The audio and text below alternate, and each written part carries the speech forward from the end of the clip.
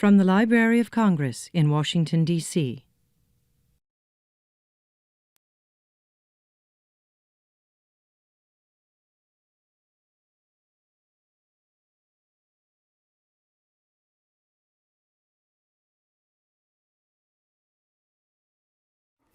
I'm Gail Shirazi.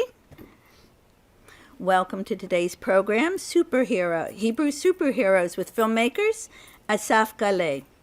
In conversation with Georgia Higley, the program is sponsored by MBRS at the library, the Washington Jewish Film Festival, and the Hebrew Language Table here at LC. A special thanks to Ilya Tovis, head of the Washington Jewish Film Festival, Audrey Fisher of our Public Affairs Office, Galina Teverovsky and Chaim Goldschok of the IJ section, the Embassy of Israel, and Georgia Higley, who's head of our newspaper section of the Serial and Government Publications Division, and who's a curator of the comic book section. Asaf has written and directed a number of award-winning documentaries on Israeli television, including a series on Israeli humor, History of Tel Aviv Jaffa, and the life and influence of Joseph Trumpeldor. Last year at the Washington Jewish Film Festival, he screened his documentary, Muses of Isaac Bashevis Singer, on the Yiddish writer Isaac Bashevis Singer. In addition to his film work, he curates for Beit HaTfutzot, which is a museum for the Jewish people in Tel Aviv, Israel. He's doing exhibits on Jewish humor, Jewish fashion designers, the Dreyfus Affair, the Amy Winehouse exhibit, which I saw when I was in Israel, and a new one on Bob Dylan. He's currently working on a film. It's on Saul Bellows, and I must say he was happily using our collections at LC. Speaking of resources at LC, I've brought out a few graphic novels that we have in our Hebraic collections. And before we start, a few words from Lihi Shavit Sagai, who's the cultural attaché at the Israeli Embassy. Thank you.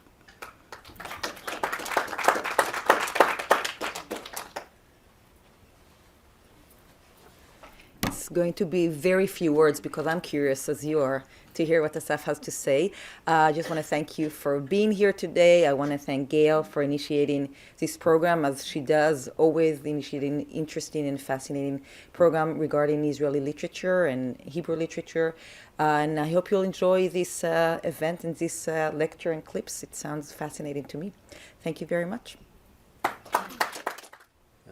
Thank you for coming. I hope that you will enjoy the lecture and the conversation, and mostly the clips, because as a filmmaker, my best is to show my film than to talk. Before we get started, I just want to put a little plug in for our comic book collection, because it's probably one of the better kept secrets of the library. And it's unfortunate that that's the case, because we have one of the largest collections in the country. And anybody who's interested in doing serious research on Superman, Archie, Detective Comics, or Zap, and you can find them all in our division. So I encourage anybody who's interested in doing research with comic books to come to the newspaper and current periodical reading room and talk to us, because we would welcome use with our collection. Okay, so now we're going to turn, and it's going to be a conversation that Asaf and I are going to have, and hopefully the questions will give him an opportunity to kind of sort of inform us on how he came about creating this documentary, but also giving us a close look on, what are Israeli comics? Because I frankly didn't know very much about him until I had a chance to spend some time with him. So I'd like to start the questions, and hopefully we can just take it from there and have a wonderful dialogue. So my first question to you is, you've been working on some very different film topics. I mean, Isaac Bashevis Singer, Hebrew superheroes. They seem a little disparate. in content. So what attracted you to those very, very different topics? And is there something that kind of links those topics together for you? Okay.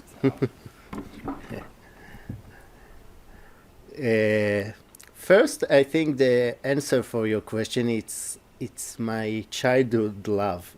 When I was young, I was always fascinated from comics and from the children books of Isaac Bashevis Singer that are beautiful and illustrated by Maurice Sendak. And maybe I'm a little bit adolescent, so I was later on I was still reading it when I grew up. And about Isaac Bashevis Singer, I was one day, I will tell you in a short, the whole film, that I found out that when I finished his Hebrew book and I started to read all his short stories in English, I found out that in each of his short book, another name of a woman is credited for being a translator. So I said, it's fascinating. Okay, this is a mystery. I will start to count how many names there are. And then I found out 48 women.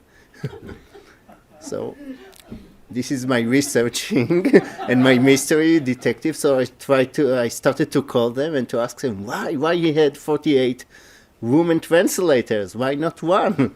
When you have a good translator, go with her. So will be, so then now you need to see the film, why he had this harm of women translators. And about comics, I was always loved comics. And first, really, when I grew up, I read the American superheroes, Spider-Man, Batman, Superman. And for me, it was mysterious why American comics artists that came to in the United States, or came most of them from Europe in the 20s and the 30s, innovated this great, and most of them were Jews, made these great comics that we are worldwide known, like Superman and Spider-Man, and all of them were made by comics artists like Siegel and Schuster, Jack Kirby, Stan Lee, and on the same time in Israel came also comics artists, and they made a totally other protagonist, the Israeli superheroes. So how did you approach making this film, since it's about comics and some of the Hebrew superheroes?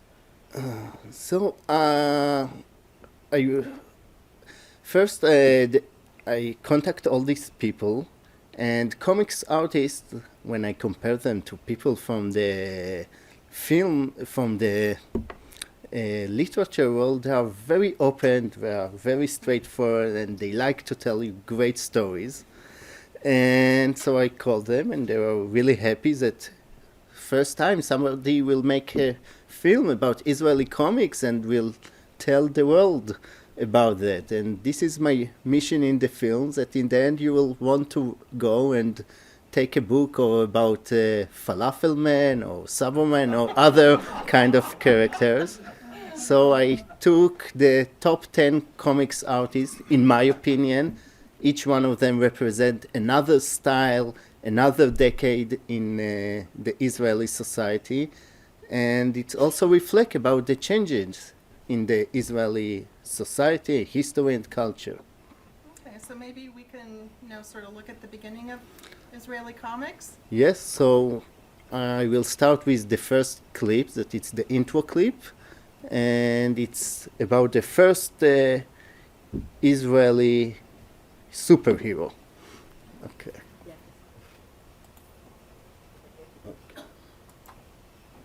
ישראלי נראה לי קצת סתירה פנימית כזאת, כי סך הכל, לא יודע, ללבוש טייץ במדינה נראה לי קצת חם מדי בשביל טייץ, ובכלל, ככה לצאת להילחם בפשע באופן עצמאי, זה נראה לי קצת מוזר לישראלים. אני חושב שיש איזה משהו בחברה הישראלית או בתרבות הישראלית שאנחנו מאוד מאוד ציניים. זאת אומרת, אם היה מסופרמן כזה, מסתובב, לא יודע מה, בדיזינגוף סנטר, אנשים היו אומרים, בואנה, רואים לך את הביצים. אני חושב שגיבורי העל של ישראל הם מהתנ"ך, ואני אומר את זה ממש ככה בשיא הרצינות, ולא היינו צריכים אחר כך עוד, כולם הם בתנ"ך. הגיבורים שלנו זה אנשי הרחוב, זה ליצור כאן גיבור על משהו שהוא מאוד מנותק והיו כאן ניסיונות.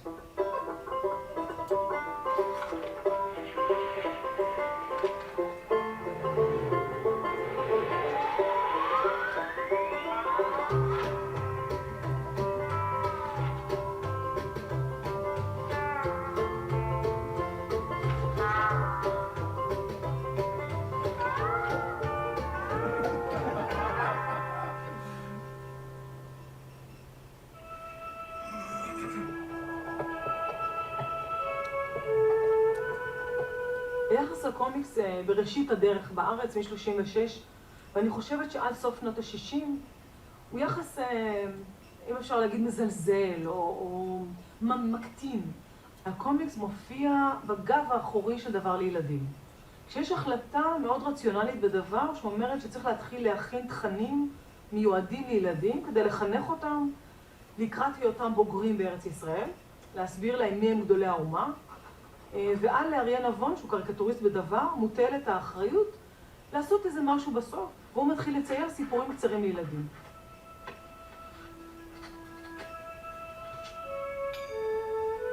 הבחירה של אריה נבון תהיה בפרטנרית אולי המתבקשת ביותר, שזה לאה גולדברג, והוא מתחיל לשרבט את הציורים, ולאה גולדברג חורזת חרוזים בדיעבד.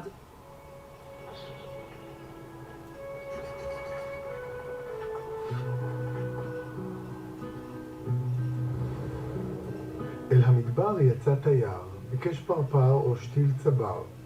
פתאום ראה דבר מוזר, בין החולות קופץ צבר. ואך ראה את התייר, התחיל בורח הצבר. הנח לי, היי, ארע חיצים, יכאב גופך מן הקוצים. אך אין ברירה ואין מפלט, ואורי מורי שוב נלכד. אריה נבון מחבר את השם צבר עם השם אורי מורי ועם ילד ישראלי. וההקשר הזה קורה פעם ראשונה בקומיקס הזה. ואחריו צבר הופך להיות השם הברור של כל הילדים מארץ ישראל.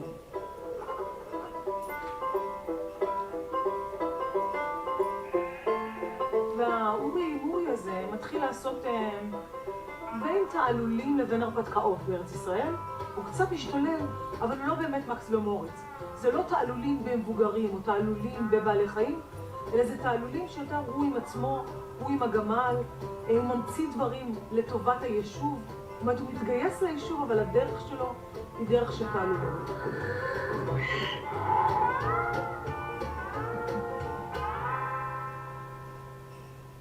אריה נבון מצייר בקו אחד. הוא קריקטוריסט, הוא מינימליסט באופי שלו. עדיין לא מופיע צבע בתוך הדפוס, ובוודאי שלא בעיתון היומי. לא רואים נוף, אין עומקים, לא רואים את הרחוב, אלא רואים את הפרטים בחזית הראשונה. זו סצנה מאוד מאוד שטוחה. נמצא הילד, נמצא הגמל, ואם צריך חלון, יש שם חלון, אבל החלון לא מחובר תמיד לדלת או לרצפה או לנוף. כשיהיה נוף, הוא יהיה נוף של עצי תמר או נוף של דיונה, אבל היא תהיה מנותקת מכל המדבר סביבה. אנחנו פוגשים את אורי מורי ב-1936, והפעם האחרונה שרואים את אורי מורי זה 1967, כשהוא טס לירח. ואריה נבון בוחר להיפרד ממנו, ככה שהוא שולח אותו בחללית לירח, ואנחנו לא רואים את אורי מורי יותר.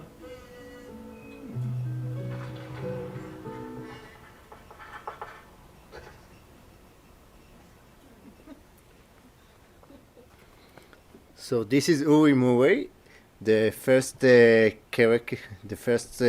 Israeli superhero. He didn't have any special forces, but his mission was to help the new countries that is growing up, and he was did it with funny tricks, and sometimes he had he could make himself bigger. And people loved him. He was, for 30 years, he was in the Daily Kids. And I think that he stopped in 67 because it was a big change in Israel society. There was the 6 Days War, changing the conception of the Israeli, and this naive and childhood hero was not good, and they started to look for new kind of heroes. So did they look back to America for their Yeah. heroes then? So then they started to look again to the American, to starting Superman is in 67 is like the world-known character, and some of them trying to put Superman in the Israeli society, in the Israeli culture. And there is 2 attempts for this, and these attempts are very interesting, and I will tell more after we will see them.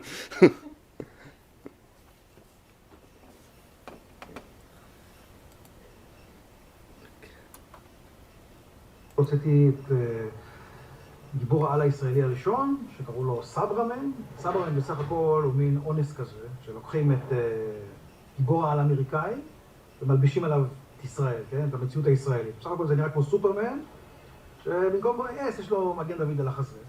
וגם כל הזמן הוא נלחם בנאצים, בכל מיני שדים, אהב את השמיים, יורד קרניים מהעיניים, קומיקס אמריקאי בלבוש ישראלי, זה הכל. זה מכר די הרבה חברות, גם באנגלית וגם בעברית. קיבלתי המון יחסי ציבור, זה היה הזוי, כי זה היה 1978, אז ישראל הייתה נורא ככה בעניינים, והיה הסכם שלום. אני זוכר שהופעתי בכל מיני, היה אז Associated Press ו-United Press, עשו עליי כתבה, ומצאתי את עצמי בכל מיני עיתונים שלחו לי מפינלנד, אפילו זה עיתון של ערומות אחד היה כתבה עליי. בכל מקום זה היה הופיע, זה היה ממש מוזר. אבל סך הכל זה הייתה חוברת די גרועה. מעבר להסתייגות שלי מגיבור על ישראלי, גם החוברת עצמה הייתה עשוי, זה ילד בן 15, אין מה לעשות, לא מישהו מקצועי. Okay. But then he created another. But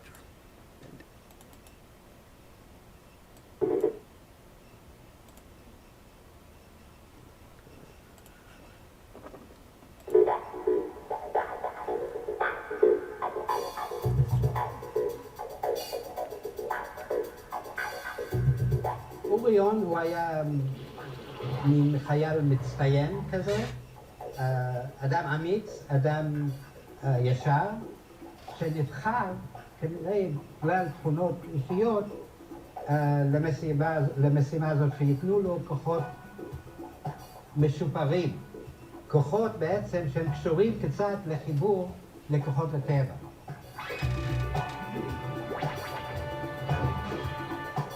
בגיל 3-4 ראיתי חוברות של באטמן, ונתפסתי לסיפורים, לחוויה הזאת, והתחלתי להעתיק. כשגמרתי 2 אוניברסיטה, נסעתי לניו יורק, הזדמן לי לנסוע לניו יורק ולנסות לקבל עבודה שם, היו לי דוגמאות, וקיבלתי עבודה מיד. קיבלתי Legion of Superheroes, זה סופרמן כשהיה צעיר, היה נער, ואז קיבלתי את וונדר וומן, ואז באטמן היה האורח. עבודה קשה של 20 ומשהו שעות ביום, זאת אומרת, אין לזה סוף. כאשר התמורה היא כמעט אפסית, זה מאוד קשה לחיות. אז אחרי כמה שנים של מאמץ, קמתי ועזבתי ובאתי לארץ.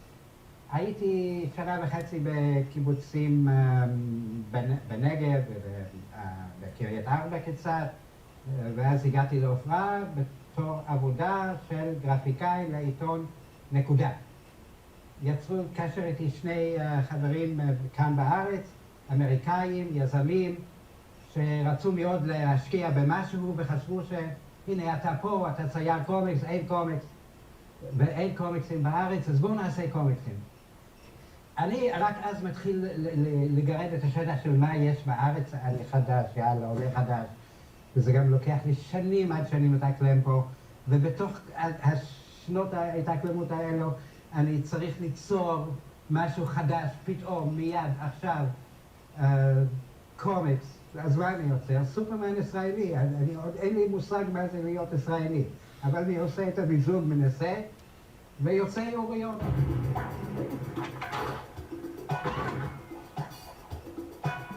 הוא מתחיל כמו יצירה של הממסד הישראלי כדי להגן על ישראל או על העולם לפני פלישה של חייזרים.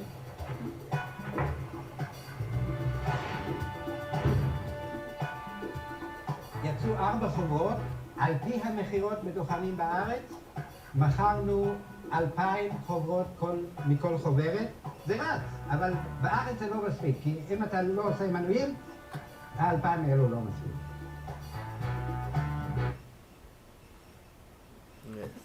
So we see that the two Israeli Supermen, the Subwoman, have two of them. They are changing the S to Jewish symbols, and they are trying to put them more in Israeli history, culture.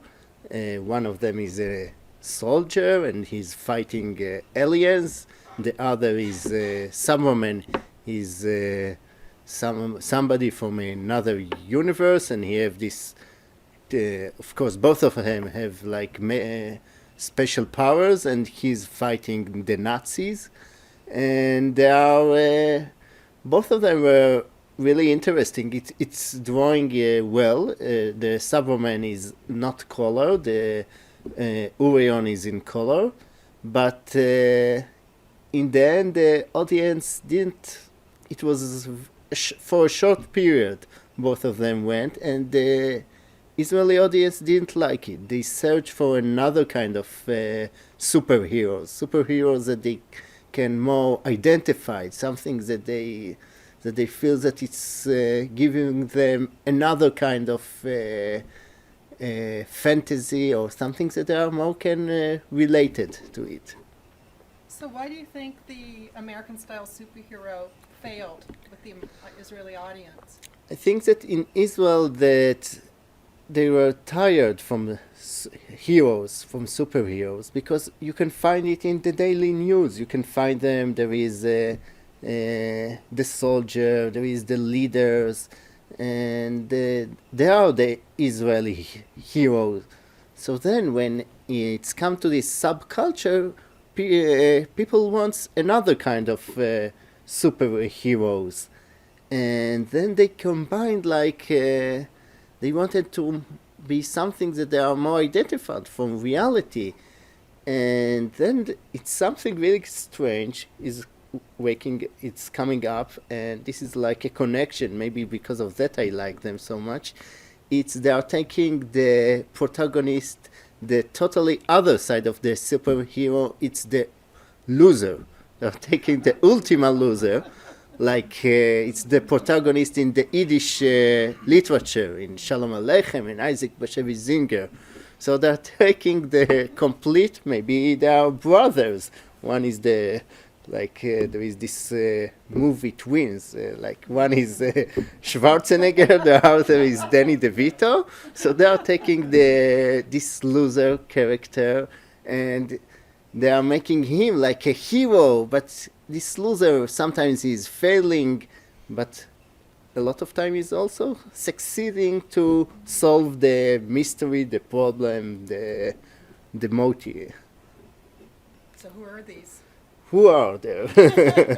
So I will show a couple of them, and okay.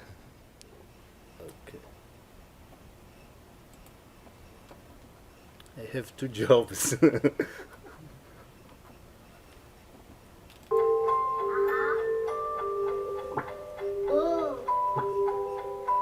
תוך שנה נולדו לי 2 ילדים, יודעת שזה לא הגיוני, אבל בערך ככה הרגשתי.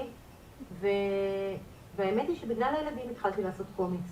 רציתי לספר בעצם, רציתי לדבר, זה מה שרציתי, ולא הרגשתי שאני כותבת מספיק טוב, והקומיקס הייתה דרך בשבילי לספר סיפור.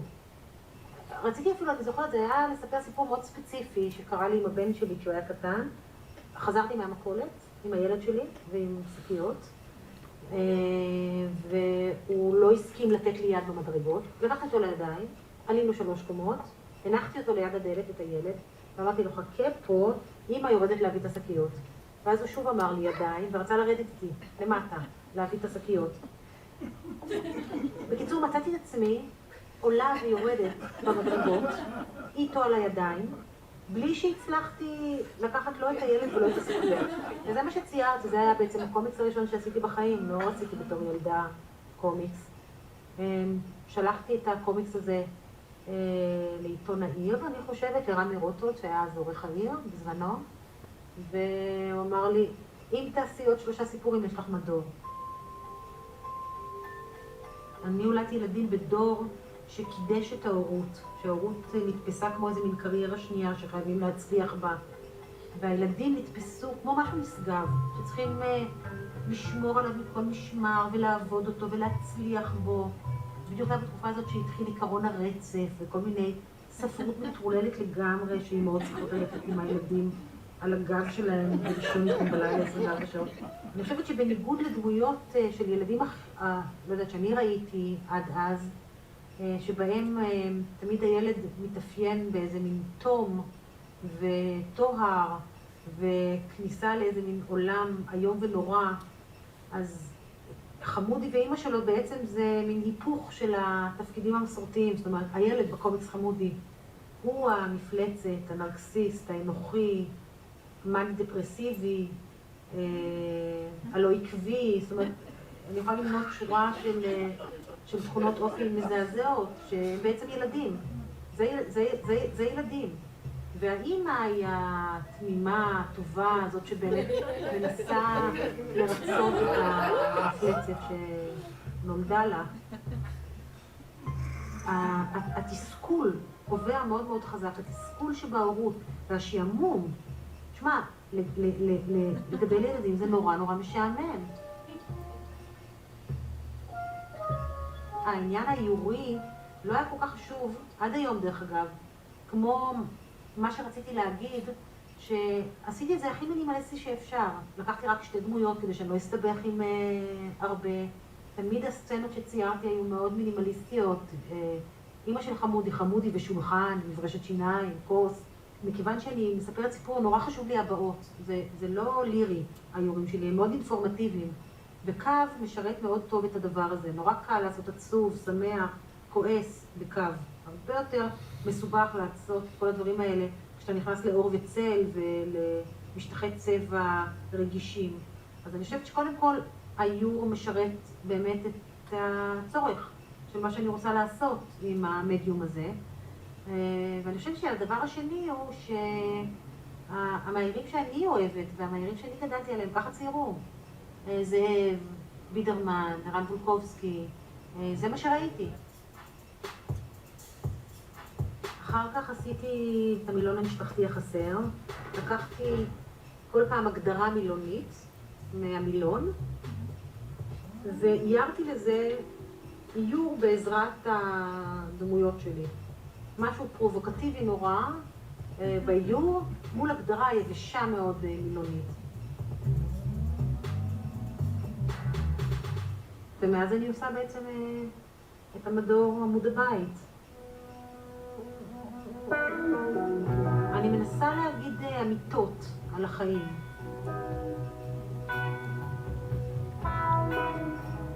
ולבדוק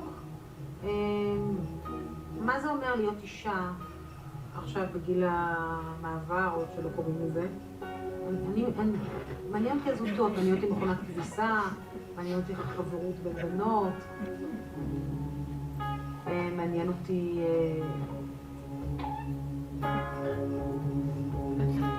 טכניקות של קשירת שקיות של שקדי מרק לפני שהן נכנסות לארון, ולפעמים זה גם טורים עצובים מאוד על עשיתי קומיקס שאני מאוד אוהבת על ההלוויה של אמא שלי, השבעה.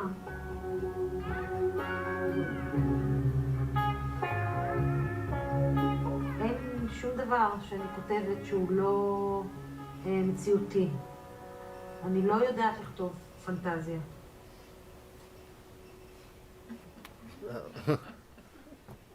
So she's like taking, we saw in the first Uri movie, this kid that was, he was doing tricks, but he was still a good. and she took this kid and she changed his character. She made him like that he's the one that is not that innocent, that he's very demanding. And this character of Hamoudi, it's cutie in English, became very popular. It's you can meet him in commercials in Israel. You can meet him like in doing commercial for healthcare, and people love him really. And there is this is really one of the most comics characters that are loved in Israel. And it's a really nice twist to see it how it was in the 30s, this kid character, and now in the 2000, what is the new millennium, what is the new kid character. So if you had sort of this retelling of the cute character reappearing, do you also have a variation of the superhero appearing then? Yes. Now there is new kind of superheroes in Israel. In Israel, people love to read more comics. It's became more mainstream. There is stores of comics you can find. There is a museum for comics. There is like every year 2 festivals for comics. And the new generation loves to read comics. So they made up two new Israeli superheroes. And I think that they are great. You will meet them in a second. One is Falafel Man, and the other is Uzi. And they are more complex, and they are combined. They have like kind of a special powers, and also this kind of more of the loser.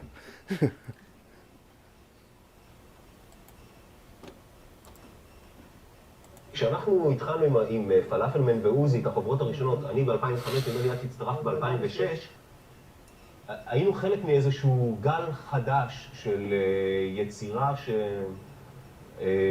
שנראתה אחרת, שנראתה אחרת, כן. אחרת. פורמט שונה גם. יש פסטיבל קומיקס כבר יותר מעשור. יש מוזיאון קומיקס. יש מוזיאון קומיקס כבר 6 שנים. כן. יש תרבות קומיקס שמתחילה להיווצר. אני חושבת שאני ונמרוד חשים היום שאנחנו לא עומדים בביקוש, וזה הדבר הכי נהדר לשמוע. שילד אומר, רגע, קראתי את הראשונה, שנייה, שלישית, רביעית, חמישית, אני מחכה כבר לשישית למעלה מחצי שנה, למעלה משנה. מה קורה עם זה? ואני עומדת ואין לי מה להגיד, כי אני לא עומדת בקצב. אני לא עומדת בקצב. פלאפלמן הוא גיבור ג'ינג'י, עיניים כחולות, קנקן. יש לו חבר שעובד במוסד, יש להם איזשהו תא, שמנסים ליצור חייל ישראלי, שבעצם יהיה חסין לכדורים. והוא בטעות נכנס עם כדור פלאפל ומקבל את הכוחות של כדור הפלאפל, שזה בעצם הוא לא יכול לפגוע באף אחד, הוא לא יכול לעוף, הוא לא יכול לרוץ מהר, הוא שמן, כשהוא מתכופף להרים מה שרואים לו את החריץ בטוסיק, ובסך הכל מה שיש לו זה שכל ולב, וזה הוא מתגבר על הכל. This is Falafel Man, and he's like the most popular now among the kids. And I think that he have a great, it's like a little bit, he have the story of the Green Giant, that he's like enter the Green Giant to this reactor and he got these special powers. But here the twist is that he got in with falafel. So so he can throw new falafel. But what he's done, not a lot, but still he's solving the problems of the bad guys that are coming to attack the good, and he's really funny, and this is what I think what happened. This was the combination of the loser and the superheroes, and it's you should read it. No more. So something else that is in your documentary is sort of a category of comics of retelling of Israeli history. Yes. Can you speak a little bit more about that? Yes, there is also a great phenomenon that also later that also in the more religious people they have comics, and also in United States and in Israel the ultra orthodox are having comics, and then they are taking like the great characters of from the Bible of their rabbis and telling comics about them. Later on you can find here like a great collections of books of it. So this is one phenomenon, and also, but for me the most prominent in this field it's a guy that his name is Shai Charka, and he really tell the story of the Bible and later of the Mishnah, Halakha, the Jewish law in comics.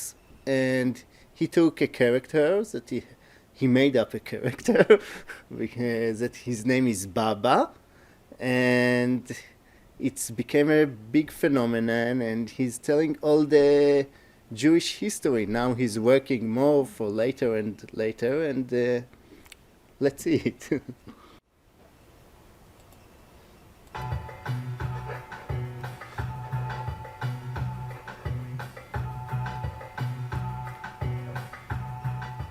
הקומיקס הראשונים שפגשתי ככה בכיתה א' ב', משהו כזה, היו רינגו, טקס, טרזן, דברים מהסוג הזה, ולא משך אותי בכלל. יום אחד בתור לאיזשהו רופא, ישב לידי ילד צרפתי עם אמא שלו, והיא הוציאה מהתיק שלה ונתנה לו ספר שאני רואה עליו פתאום דמויות בסגנון כזה קריקטוריסטי של דיסני, של שני ברברים, והצלחתי להציץ פנימה וראיתי שם גם את קליאופטרה ואת יוליוס קיסר, וזה היה בשבילי ממש התגלות הדבר הזה. ונעצתי עיניים בדמות של הברברי הקטן יותר, שהייתה לו קסדה מחונפת כזאת, וחרטתי לעצמי בדמיון, ואיך שהגעתי הביתה לקחתי עט ונייר וציירתי אותו לעצמי כדי לזכור אותו, ואיפשהו נשבעתי לעצמי שכשאני אהיה גדול אני אסע לצרפת ואני אחפש את הספר הזה. אבל עברה בסך הכל שנה, ופתאום אני רואה במוסף של הארץ שמתרגמים את אסטריקס, יוצא אסטריקס הראשון. אני ישבתי עם הספר הזה במשך חודש, אני חושב לא הנחתי אותו, רק תחנתי אותו הלוך ושוב, ולמדתי את השפה הזאת של קומיקס, גיליתי שאני אוהב קומיקס, ובזה בעצם זה התחיל.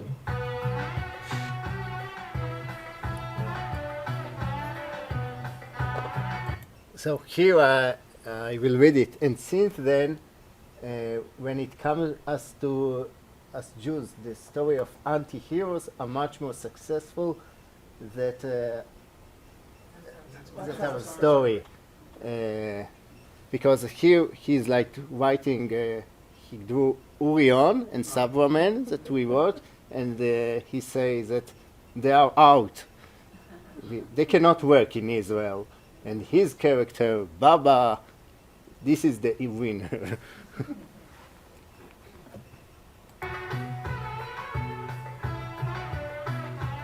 אני יושב בישיבה מול דף גמרא, ואני פתאום מבין שהדף גמרא הזה מתאר לי תסריטים.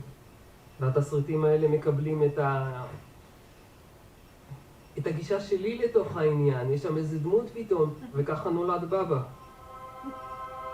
בבא, בהגדרה שאני הגדרתי לעצמי בהתחלה, היה אמור להיות מין האדם הכללי. זה שהמשנה מדברת עליו ופונה אליו.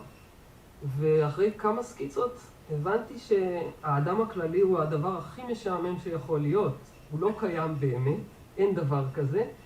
ואז החלטתי ללכת אל ההפך, ללכת דווקא אל איזה משהו מאוד קיצוני, הלוזר המוחלט, זה שאיך שאתה מסתכל עליו אתה כבר מבין שהוא ייפול על הפרק. So here this is David the king, and he sword on Goliath, and Goliath will follow him. בבבא אני חושב כל אחד יכול לראות השפעה של אסטריקס. So this he did like from Asterix. האף הגדול הזה, למרות שאסטריקס הוא לא לוזר. בבא הוא לוזר מוחלט, ולאף יש חלק גדול בזה. יש את האף שבולט קדימה, וזהו, שום דבר לא מאזן אותו, אז הוא לוזר. ראיתי פתאום את זמנים מודרניים, ופתאום הבנתי שאני מושפע גם מצ'פלין. שיש פה את האיש הקטן הזה, שמכניסים אותו לתוך איזושהי מערכת נורא גדולה. בבא הוא במידה רבה כזה, הוא נכנס לתוך דרישה של משנה שמדברת אל אנשים, כאילו אין להם זהות משלהם, אבל הוא יש לו זהות מאוד ברורה משלו, ולכן הוא צריך למצוא או את הגמישות כדי להתנהל בתוך זה, או שהוא פשוט ייפול. שיש בזה כמובן אמירה של איך מתייחסים להלכה. Here she is saying, I'm sick of all the rules, I sick of all the rules of the Jewish laws. באיזה רמת גמישות זה דורש. זאת אומרת, ההלכה מראש, אם היא מדברת אל כולנו כאילו אנחנו אותו דבר, והם הרי יודעים שאנחנו לא כולנו אותו דבר, כנראה שאמורה להיות פה איזושהי גמישות, וזה מין קו מטבע, אבל אתה צריך להתאים את עצמך לזה ואת זה אליך. לא אהבתי להתעסק עם סביבה. דמויות זה מה שעניין אותי. השתמשתי בתור רקע הרבה יותר במעברים של צבע. This is the 10 plagues. So you see that each plague is happening to him.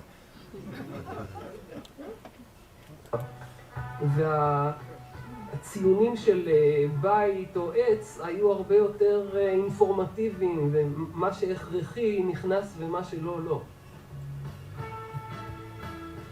אז אחרי שציירתי משנה ראשונה, ככה בקומיקס, שלחתי לעיתון לאותיות. אורי אורבך היה העורך המייסד של אותיות, הוא קיבל את זה ואהב את זה, אבל פחד מזה.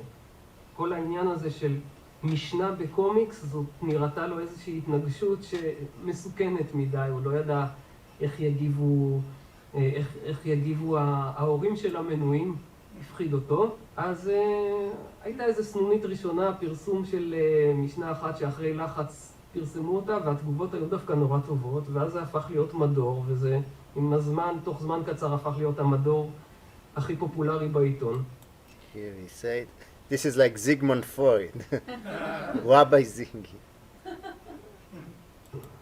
ועשיתי ככה איזה 140 משניות, ש70 מתוכם יצאו בסופו של דבר בספר, ובבא המשיך לו למחוזות תלמודיים אחרים.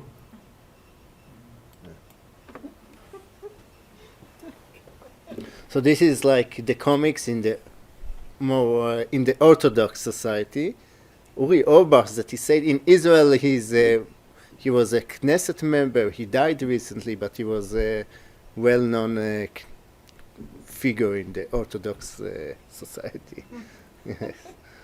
So you've given us a pretty good picture of what your documentary is about, and also I feel like we got a sense of what the history of Israeli comics is about.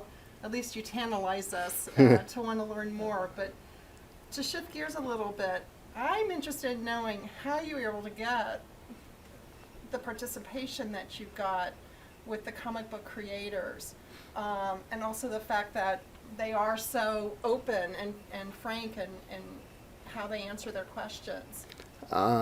Really, the comics artist was really open for do a documentary about it. The only concern, and it was also a very big concern for me, it's how you move, how you transform comics to the big screen, to the television.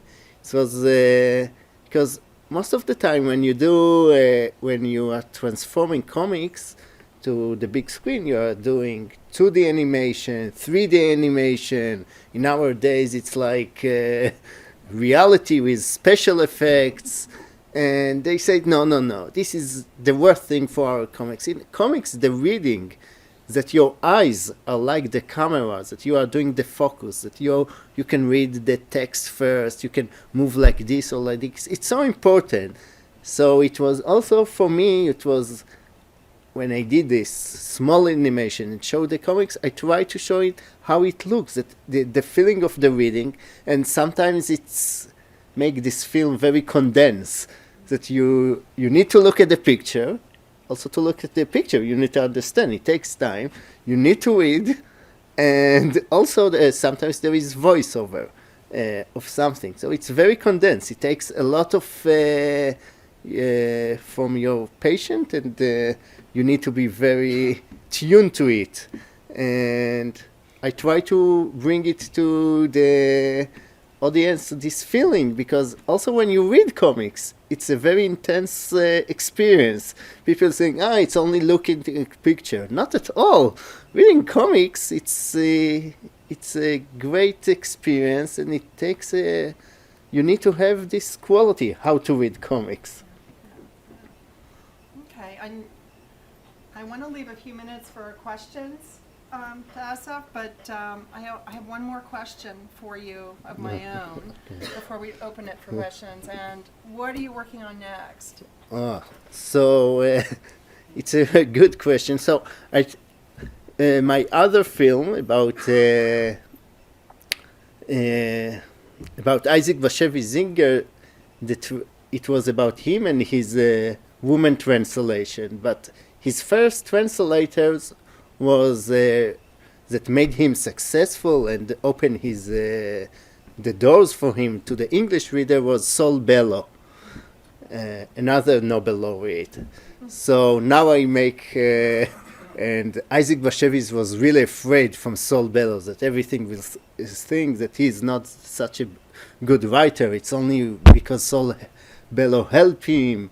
So because of that, he say, okay, from now I will take new kind of translation. I will do it. He will take this business to himself.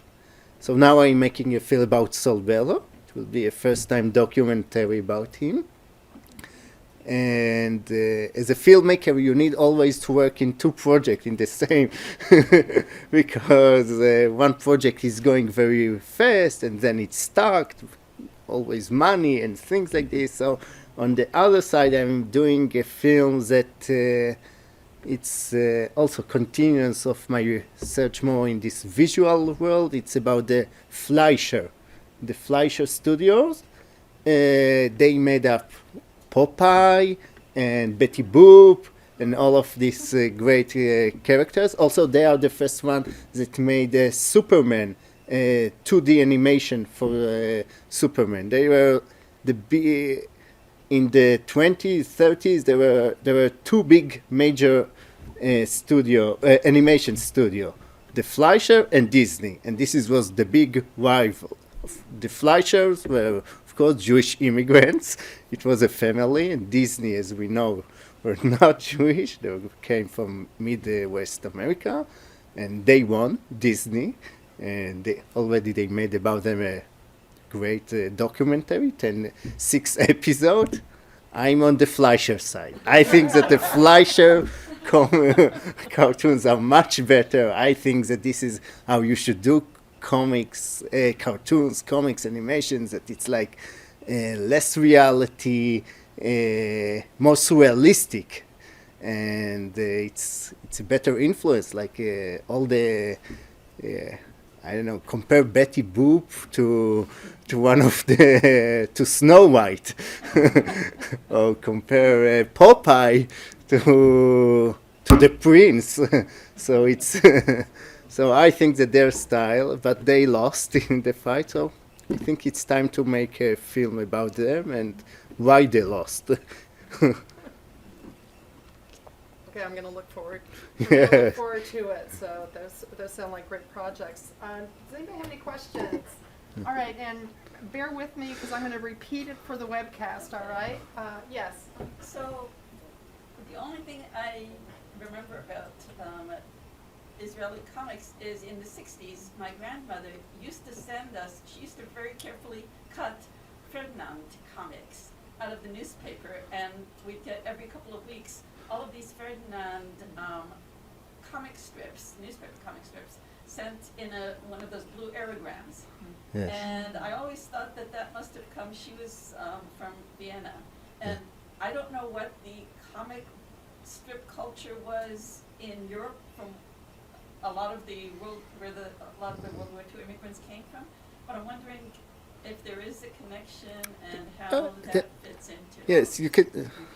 Either you or no, me you. I'm going to try.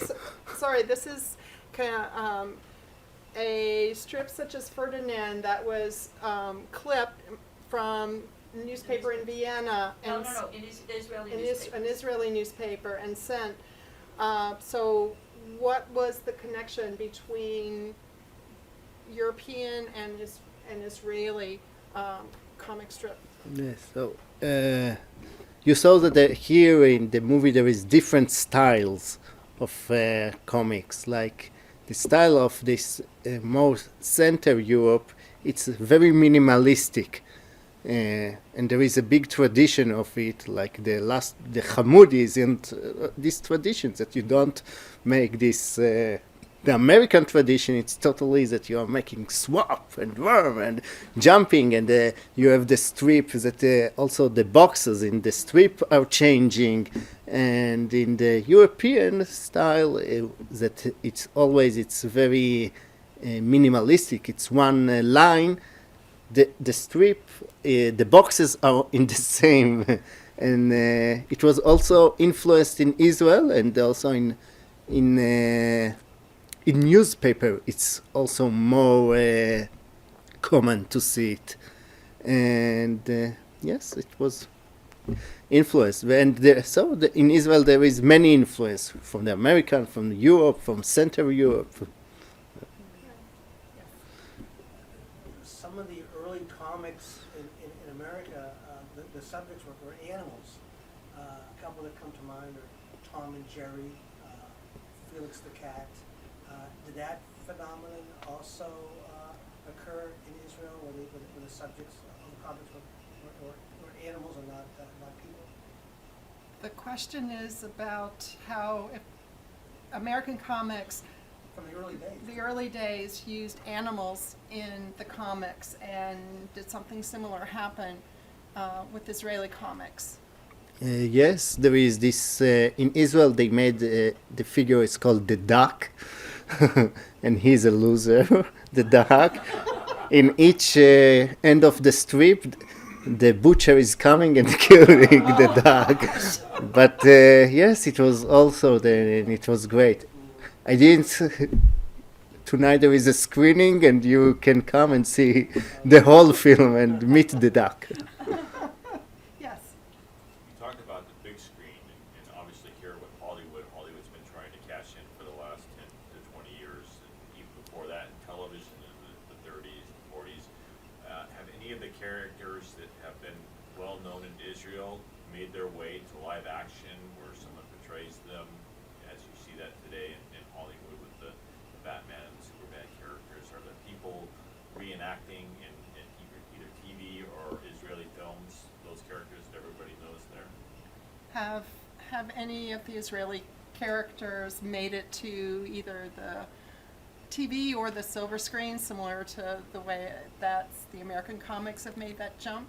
Yes, so the guy Uri Fink that made Superman, later on he made a comic strip that it's called Zbeng, and it's still publishing today, and it's about teenager in Israeli.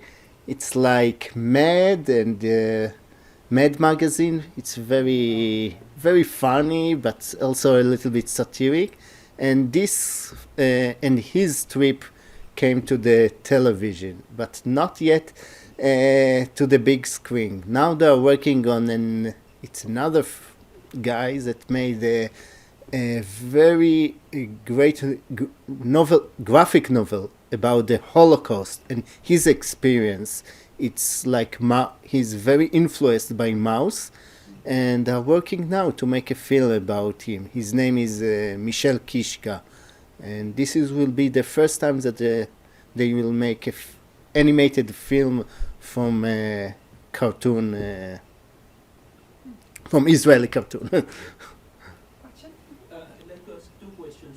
One is about Agnon. You mentioned a couple of Nobel Prize winners. Agnon has a novel in which a dog plays a very important role, and I wonder if anybody picked up that would make an interesting representation of the dog in the cartoons. And the other question is about Yiddish. You mentioned at the beginning the idea of the Schlimazel, the Yiddish character Yeah. who is not a winner. Yeah. And I wondered if anything has been done in this connection, and if there is a market in Israel to read stories in Yiddish. Okay, let's see if I'm not sure if I'm going to be able to capture all your your two questions properly, but there's the one About Agnon. Agnon, the dog. Let's start You with- have a good idea. They should make a film about it. Maybe me. I will take it. Get his name so he can Yes. get an acknowledgement about that. Yes. Idea.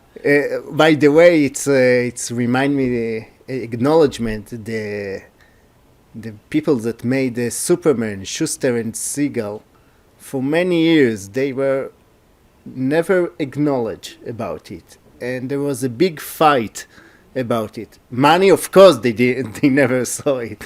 But in the end, the first movie, Superman, in 78 or 9, I don't remember, that came to the big screen, the first Superman, and was first time, and after that, until now, the big studios are only making films about superheroes.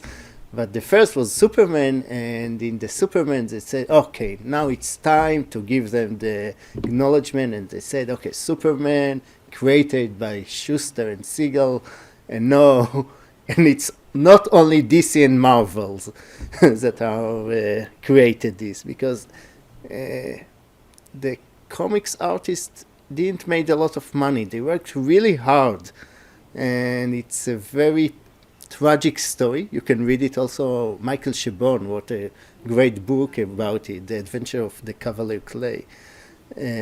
So I will not do it. I will give you credit. And the About Yiddish. If there is a market for Yiddish. Yes. A market for Yiddish? So in the Haredi population, they have comics in Yiddish, and this is the big hit.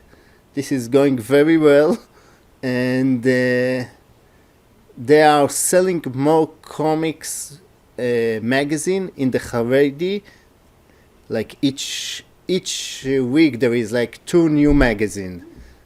Really, because in Israel in comics it's like now the parents like if in the 50s they told the kids don't read comics, read real books.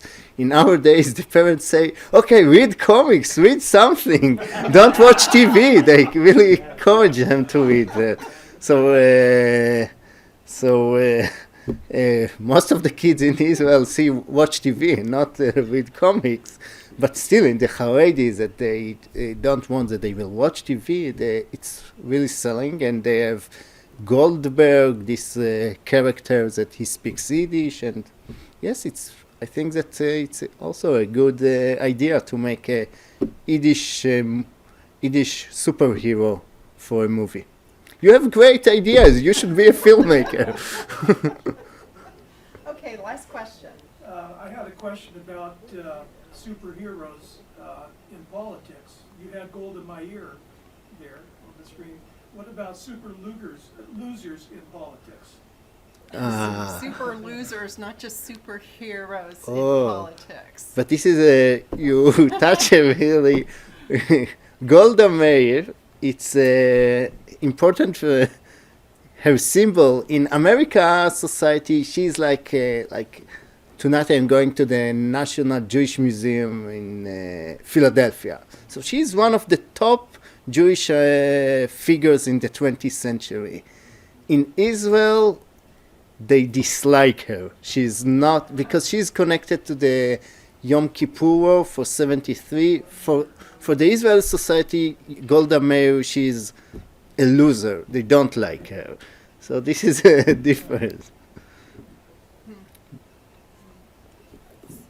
So are there lots of is There there a is political element in comics? Yes, Okay. for sure. And like always in a subculture, there is it's more criticizing and satiric comics. Very good. I have just one question too, if I can. Yeah. Was there some pushback when they did the Holocaust comics because of the topic. Did people think it was not an appropriate forum to discuss the Holocaust? So was there a pushback when the Holocaust comics were published? So I think that in '82 it was published first time Mouse, and was a breaking through. And Mouse was saying that you can tell stories for adult, you can tell them in a format of a book, of a novel graphic, and you can tell stories about the Holocaust. And Mouse also was translated to Hebrew, and it was a changing also in the comics world. It made what it's. There is now a differentiation between comics magazines and graphic novels. Was Mouse. Mouse was the first one. So this guy Michel Kishka that did it. He did it only 4 years ago to do a graphic novel about his experience as a second generation about the Holocaust. The ground was already prepared for him to do that, and it's a great graphic novel. You should have it here. Yes. All right. Well, thank you very much. Yes.